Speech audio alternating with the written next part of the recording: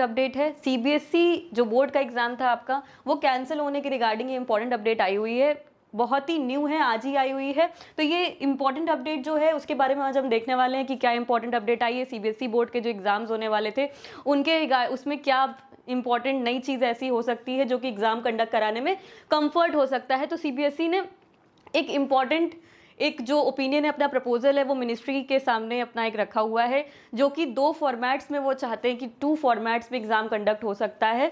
तो हम ये दोनों फॉर्मेट देख लेते हैं, क्या उन्होंने प्रपोजल रखा है और क्या सही रहेगा, किस फॉर्मेट में उन्हें एग्जाम करवाना चाहिए। तो ये हम थोड़ा सा देख लेते हैं जो इंपॉर्टेंट डिसीजन आया हुआ है।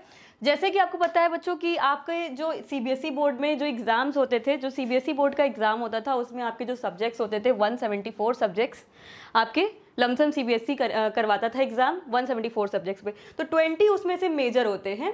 तो 20 जो मेजर सब्जेक्ट्स हैं वो देख लेते हैं। 20 जो मेजर सब्जेक्ट्स होंगे उसमें एग्जाम्स करवाए जाएंगे, physics, chemistry, maths, bio, history, political science, business studies, accountancy, geography, economics and English. ये आपके 20 मेजर सब्जेक्ट्स हैं जिसमें कि एग्जाम कंडक्ट करवाया जाना है।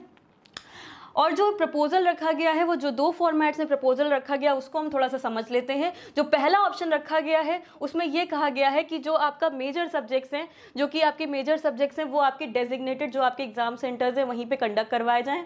ठीक है, उसी में आपके जो मेजर सब्जेक्ट्स होंगे उसी के बेसिस में आपके जो माइनर सब्जेक्ट्स होंगे उसकी इसकी मार्किंग करवा दी जाएगी। तो ये इनका पहला जो ऑप्शन है वो उन्होंने प्रपोज किया है।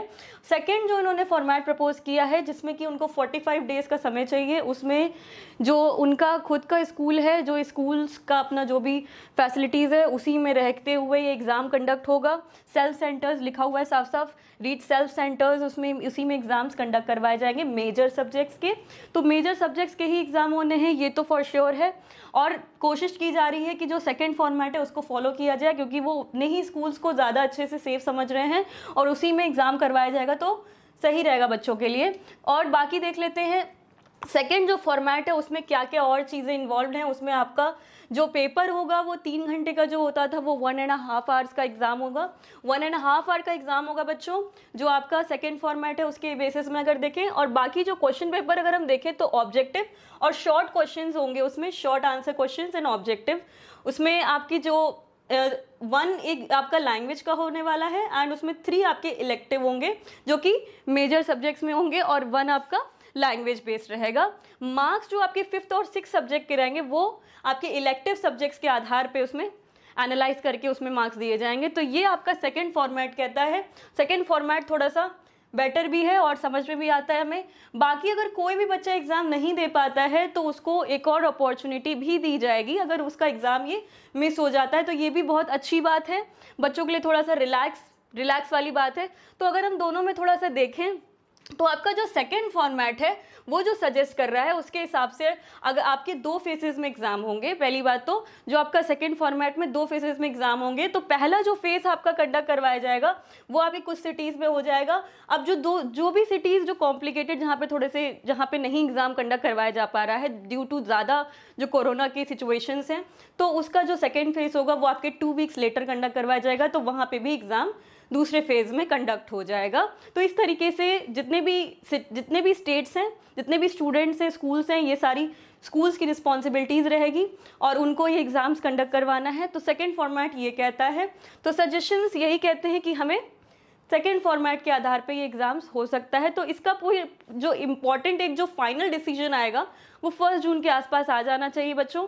तो अभी आप बिल्कुल परेशान मत होइए, ये थोड़े से जो रूल्स बताए गए हैं आज के डिसीजन में, आज के जो प्रपोजल रखा गया है उसका ये प्रपोजल में उन्होंने शो किया है सीबीएसई बोर्ड ने मिनिस्ट्री के सामने। अब हम देखेंगे जून के फर्स्ट वीक में या 1 जून तक आई होप कोई फाइनल डिसीजन आ जाएगा और 12th के जितने भी स्टूडेंट्स हैं उनके लिए थोड़ा सा रिलैक्सिंग वाली बात है ये। तो थैंक यू स्टूडेंट्स, ऐसे ही हम इंपॉर्टेंट अपडेट्स जितने भी आते रहेंगे वो सारे अपडेट्स हम आपको ऐसे ही समय समय पे देते रहेंगे। तो 12th का भी प्रिपरेशन करते रहिए, एग्ज़ाम ज़रूर होंगे और कैसे होंगे क्या होंगे ये हमने थोड़ा देख लिया है। बाकी इंपॉर्टेंट जो मेन फाइनल डिसीजन आएगा वो भी हम देख लेंगे। तो थैंक यू स्टूडेंट्स। हमारी ई बुक अगर आप अभी तक डाउनलोड आप नहीं कर पाए हैं तो आप कम्युनिटी पोस्ट में जाके एक बार और देख सकते हैं और आप हमें मेल भी कर सकते हैं अगर अभी भी डाउनलोड आपकी बुक नहीं हो पाई है। फ्री ई बुक थी वो बच्चों। और फ्रेंड्स जितने भी बच्चे ई बुक डाउनलोड कर चुके हैं आई होप उन्हें बुक बहुत पसंद आई है। ऐसे ही हम आपको इम्पॉर्टेंट ई बुक आगे नेक्स्ट मंथ्स में आपको एक और हम देंगे जिसमें कि और डिटेल्ड इन्फॉर्मेशन होगी। तो इस ई बुक को, ये ई बुक आपको कैसी लगी, आपको कैसी इन्फॉर्मेशन लगी, इसके रिगार्डिंग आप हमें मेल करते रहिएगा।